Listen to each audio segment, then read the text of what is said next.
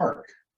Of course, when I went there the first time, I did not know what that was or why it was there or how it got there. And I met this young man by the name of Joshua Baker, who was with Lloyd. I did not know what Lloyd was. Well, I found out what they are, and I thought, as we continue to put together projects for you to get your hands dirty, that maybe you should know a little bit more about Lloyd. And so Kristin Leiber is here. She is formerly from Texas, Dallas area. She trained in accounting at Texas A&M, and she is now a recovering CPA, spending the last number of years working in the nonprofit.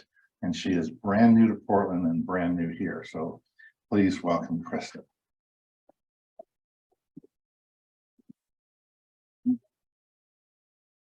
Sorry, I'm not seeing this. There you go. Thank you guys. Thanks for the warm welcome. Yes, I am very, very new to Portland and to my work here. And I am I'm very happy to be here. I'm loving it. I live just south of the Lloyd in a neighborhood called Kearns, and I'm really enjoying biking and walking to work and kind of living that vibrant, walkable urban lifestyle everyone talks about here. I will keep this brief today. We could go in a deep dive that would take a lot longer than we have. So I have cards and I'm available for questions, a Q&A at the end for whatever you guys would like to talk about on a deeper dive, but just know we're just scratching the surface.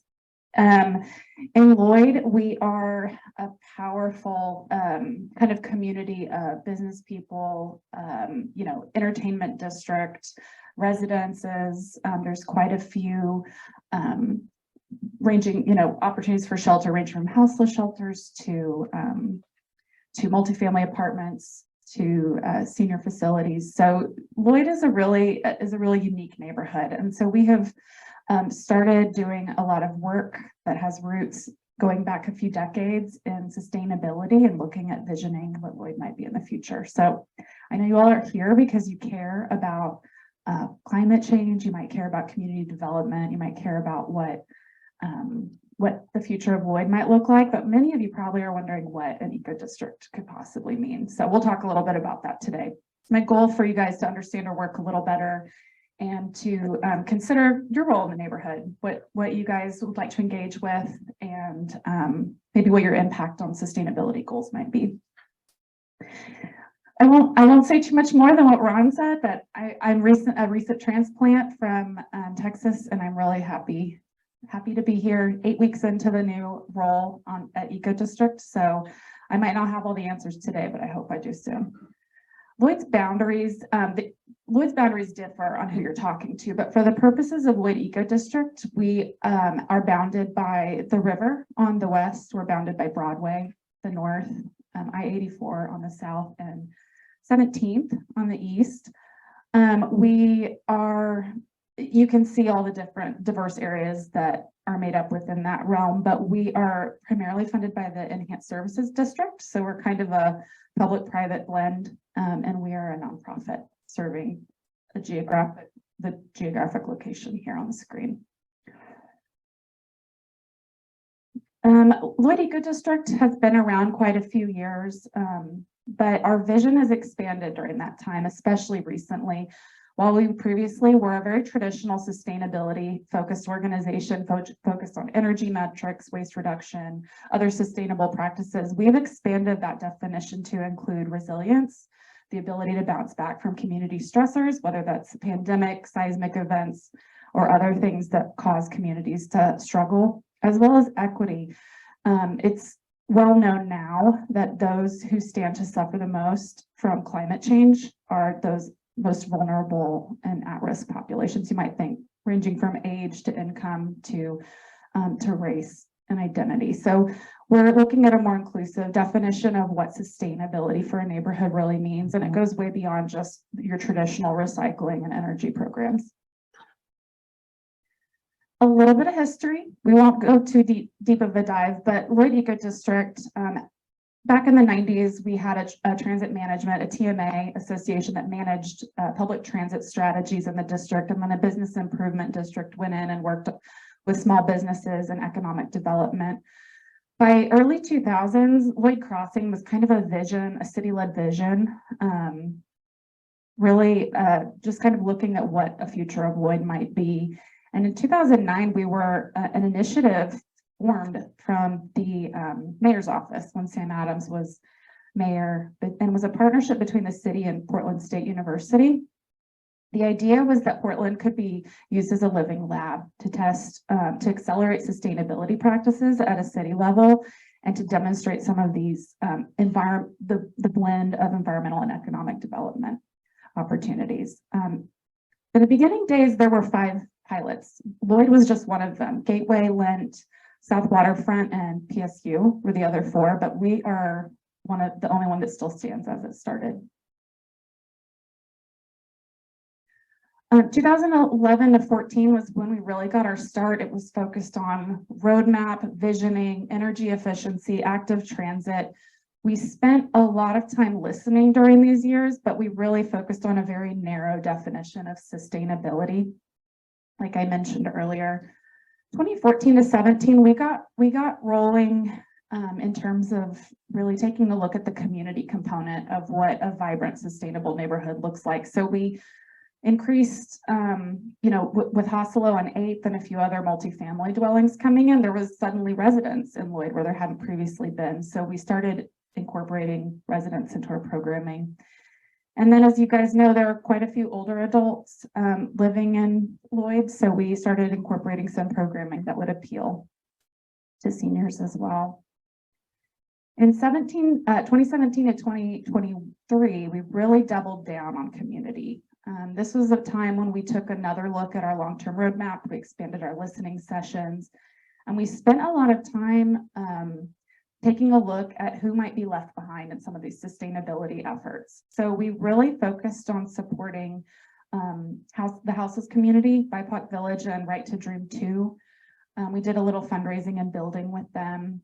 We have taken over the care of Peace Memorial Park, which I'll talk a bit about later. And we've participated as a fiscal sponsor and a partner for Justice for Keaton Otis, which is a memorial project, and that's honoring the memory of Keaton Otis, a Black man killed by police in 2010 in the Lloyd. And we have a forthcoming memorial we can talk a bit about later. It is through kind of our work during these years that we recognize there's a lot more to true sustainability in a neighborhood than just eco practices. So we'll go a bit more into that. What is an eco district? The broad definition of an eco district is a place that blends economic development strategy with sustainability and environmental preservation. That's the general term for it. An eco district, as we stand, is a formal designation similar to LEED for buildings. An eco district is a designation for a neighborhood. There's a formal certification process. There's a very rigorous 2 to 3 year road mapping and outreach period of time that really brings together community stakeholders ranging from residents to property developers and the city to help build a 10-year strategy for the area. So it's a really big, ambitious piece of work. Oh, I went a little too far, that we did over the last several years. It was combining certain things like this, an image from Lloyd Crossing, where people had a vision of an eco district that would include wildlife habitats and a tree canopy among all the high rises.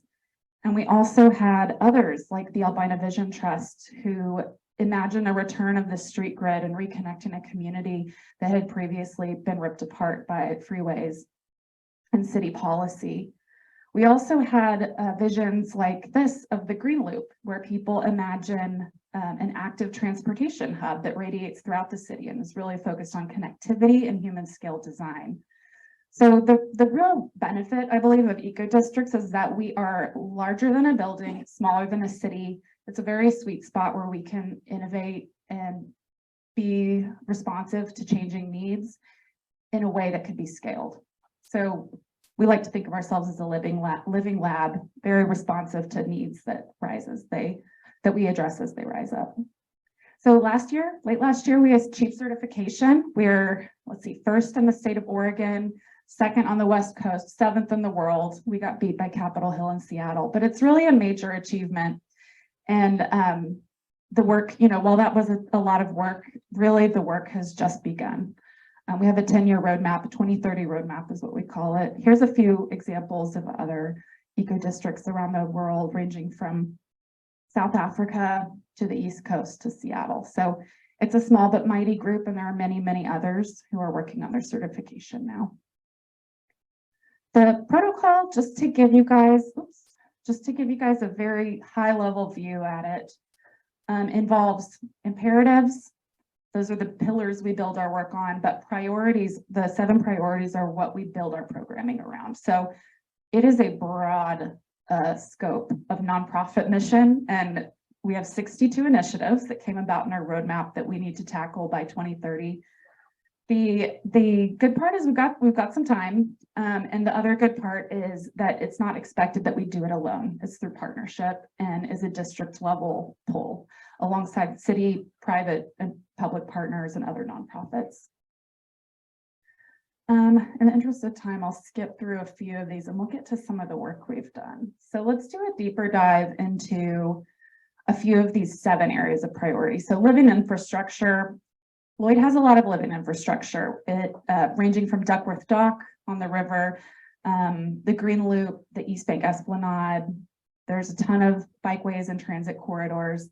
Holiday Park south of Lloyd Center is a wonderful green space, and as you guys know, Peace Memorial. So a few of our goals upcoming, here are some of them with living infrastructure. Some of the things we've done already are worked on our Multnomah pollinator corridor. We've got 15 blocks with pollinator plants dedicated to pollinators, as well as protecting bike lanes for riders. One of our partners, Hasselo on 8th, has a fantastic system of stormwater and gray water treatment that on site. You can see here 2 of the strategies. So they are really a leader in terms of eliminating impact on the environment. Some of the red kind of containers are named Norm, and they treat 45,000 gallons of wastewater every day from the 3 apartment buildings, and it manages 100% of the water on site, or wastewater on site, I should say. So they really are a leader that we point to for our work. As you know, Holiday Park and Lloyd Center are also opportunities in the future that we're excited to see what comes of that. Yeah, question. The wastewater you just mentioned, is that gray water? I believe it is gray water. Yeah, it's not black water. Okay, let me speed up. Second one, goals. Our goals for prosperity. Those are mostly focused around 2 main areas. One is education. Benson High School, not quite built yet, but in 2025, we should be close. It's our goal to develop a mentor program. And second is the goal to support small businesses and create opportunities for the smallest of businesses, market pop-ups, people with home-based businesses, that sort of thing, to develop out Lloyd as a thriving economic neighborhood and corridor that we've seen in the past. One of our programs is LAMP. This is a lighting retrofit program, which all in, we've done 52 projects, many of which are in Lloyd. We've retrofit lighting with LEDs that has resulted in about 150,000 in money saved annually just from lighting alone, and has, I don't have the numbers on here, but I think it's about 900 tons of carbon annually that we've pulled out of the environment. So very successful public-private partnership. We've also partnered with Benson High School over the years on many opportunities with Right to Dream 2 and other construction projects. And LEAF is our Lloyd Ecodistrict Action Forum, which talks about strategies. It's very collaborative among commercial property owners and multifamily units in the district. Placemaking is where you guys have come in and really helped engage with volunteer hours, cleaning up the neighborhood. You know, the roadmap process really brought together a lot of opinions about how we should be building place in Lloyd. And one was a desire to see more culture supported and brought to Lloyd and celebrated. So that is one of our long-term goals, to work with partners who can do that. And to also increase the perceptions of safety, lighting, safer sidewalks, more opportunities to engage with a vibrant sidewalk life instead of sort of where it looks today, how it looks today. So these are all things we have in our future we're working on, but many of our projects that we're doing today, I think will get us a long ways to that. Generally, our volunteer events, similar to you guys have helped us out, have led to a pretty big impact, resulting in about $30,000 of improvements every year in the district. Last year alone, we picked up about 6,000 pounds of trash, plus needles, needle pickup, landscaping improvements, and graffiti removal. So we made a really big impact on Lloyd. Always more to do though, so we'll have some more this year. Again, our Keaton Otis work, he was a young man who was shot at 6th and Clackamas in 2010. So we are working with friends and family of him to preserve his memory. There's a monthly vigil at the site. And we are in the middle of working to create a permanent memorial around the site, honoring him and his memory. And we've had some luck. So with grant writing, so we as a team, I think there's about $60,000 dedicated to a forthcoming memorial, which we're working with PBOT on. As you guys might have seen at 2nd and Clackamas, this placemaking mural, we keep this nice and refreshed every few years. And then the new mural at Blumenauer Bridge is a great celebration of both place and pollinators and some of our work in the district. The health and well-being of this community is important in terms of access, in terms of active living, and in terms of access to healthy food. So it's a pretty wide swath of goals. Public safety seems to be #1 to some of our district partners right now. So we are working on strategies that will make Lloyd feel safe and active in the upcoming years as people start coming back to work. Another one is building more of a 24-hour economy. What does Lloyd look like, and who is it as a district after employees go home at night? So that's something that we are working on as well. One of our partners, Go Lloyd, we do quite a few walks, bike tours, and other ways to get people more comfortable using accessible transit. We've got we've built quite a few projects for Right to Dream 2 in the past. It's helped build a sense of place and home. We've worked with places like Holiday Park Plaza to increase residents' preparedness for a variety of emergencies, but it also serves as an opportunity to engage together as a community. And here you can see us at an emergency preparedness workshop. Resource regeneration. These are your more traditional sustainability goals on waste, air, and energy use. There's a great deal of tracking already happening, but we have a lot more to do, especially with multifamily dwellings. But measurement, baselines, and getting people used to measuring, tracking, and setting their own targets is the only way we're going to see a reduction by 2030. So education around this and conveying the importance is top of mind for us. The LAMP program is currently expanding beyond just lighting to electric to EV charging stations. So you'll see more of these tier 2 and tier 3 charging stations coming in Lloyd in the next few months. And this year we're doing more outreach to the multifamily and apartment residents in the district who are looking for strategies to save energy consumption and money. Air quality, as you guys know, has been an issue in the past. We have a few workshops this year to address individual and community level response to smoke events. And so we have quite a few workshops coming up for that later this year, just in time for wildfire season.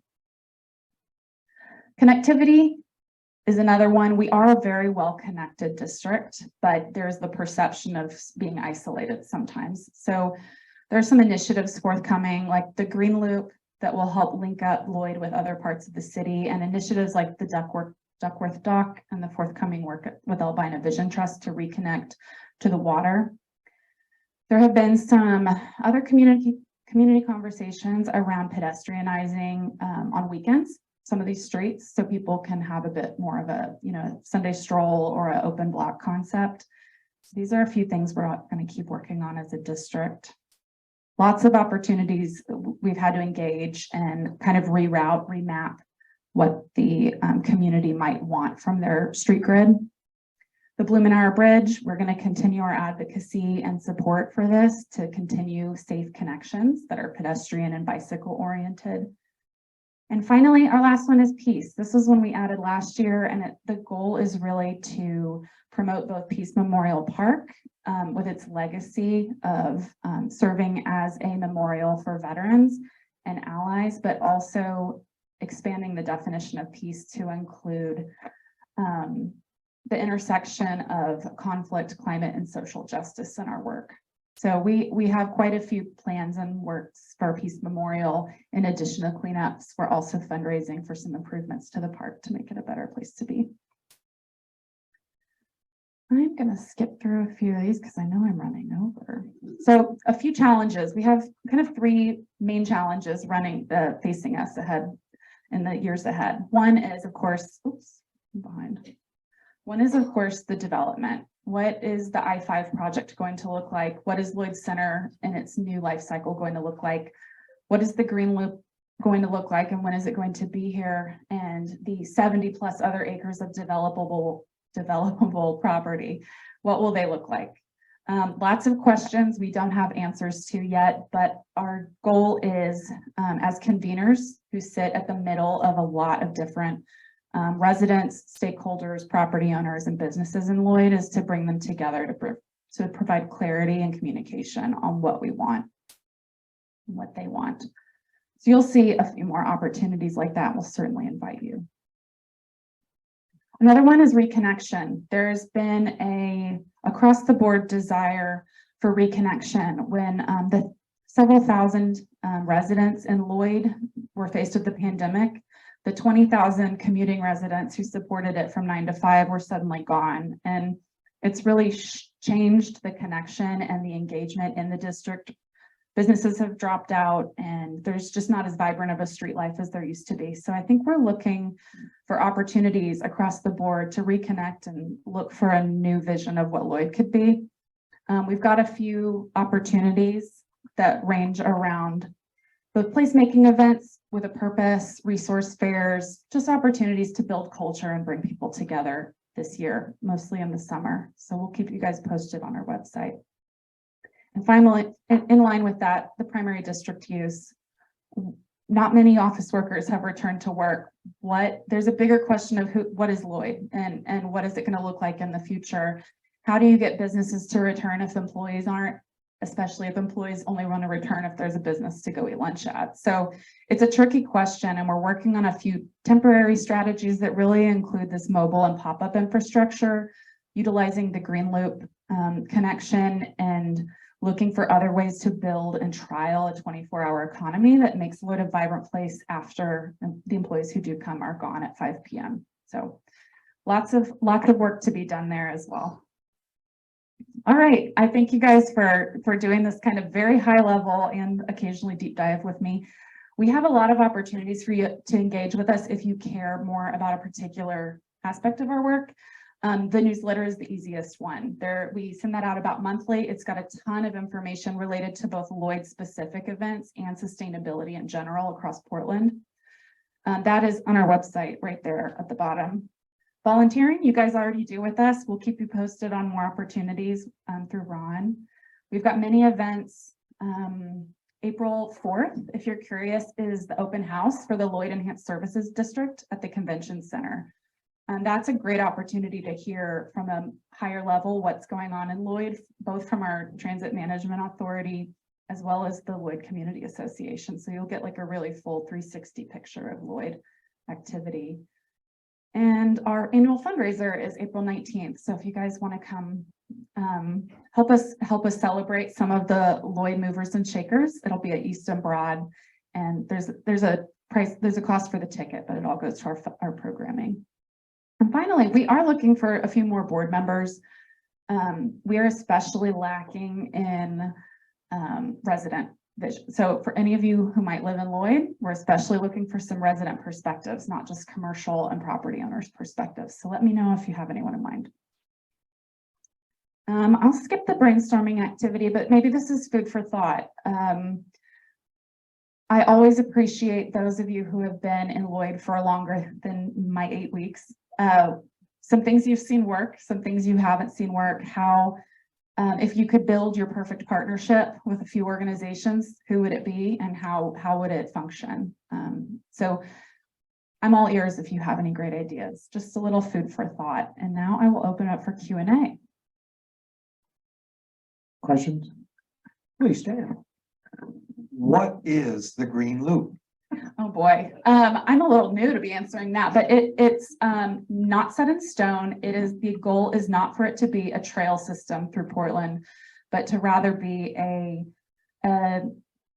canopy covered access to green space, thriving loop that supports active transportation throughout the district. So it will be really emphatically supporting pedestrians, bicyclists, multimodal transportation. And ideally, we'll have businesses, spaces, and amenities that pop up around it to link them all together. So I think even within Lloyd, the exact placement of it is not set in stone by any means. But in theory, its goal is to not be a trail, but to be an urban trail of sorts where businesses can engage with residents who have priorities around active living. Question here first.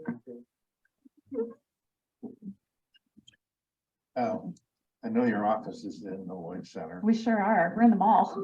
Yeah. I'm basically a storefront. It's very weird. What can you tell us is going to happen to the Lloyd Center?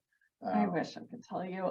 Urban Renaissance Group is actively, let's see, last I talked to them was last week. They are actively looking for a few, they said they're working through a few sticky spots in some of their agreements. I know old lease agreements and properties at some of the bigger retailers that were formerly there, I think are what's holding them up a little bit, but the goal is definitely to enhance walkability. I think there's a vision of Lloyd Center that eliminates a significant amount of the parking garages and makes it a more exciting area to walk and be and thrive. And I know that there's been a lot of cool engagement there currently. They're not doing any long-term leases, but they are doing quite a few month-to-month leases with small businesses. So there is everything in Lloyd Center now, ranging from like tattoo shops to pop-up roller skating discos to art galleries. If you haven't, it's maybe half full, if that, but if you ever have a chance to swing through, the ice skating rink is alive and well, and some of the smaller pop-ups are really cool. So I don't have a ton of info, but I do know that Renaissance Group is looking to start engaging in a more significant way this year. Had a question about the Blumenauer Bridge. Yeah. Are you able to do anything about the east side of the bridge? That's a great. Because that's the way I ride home on my bicycle, Yeah. and it gets dangerous fast. Yeah, let's see. Like the outside of the Blumenauer Bridge across from Lloyd. Yeah. Yeah, I know that actually Lloyd Community, the LCA Lloyd Community Association is actively putting together a pop-up, I don't know what to call it, maybe a food hub right there with a few carts and some seating areas that'll happen regularly when the weather's good. That's out of our district, but I do know we meet regularly with the city, with PMO, with PBOT, and with our safety team. So if you're having any particular areas of issue, let me know and I can pass that along. Lori, you stand. Yeah, I just wanted to know, I'm one of those people that really are encouraging our club to grow in membership. Yeah.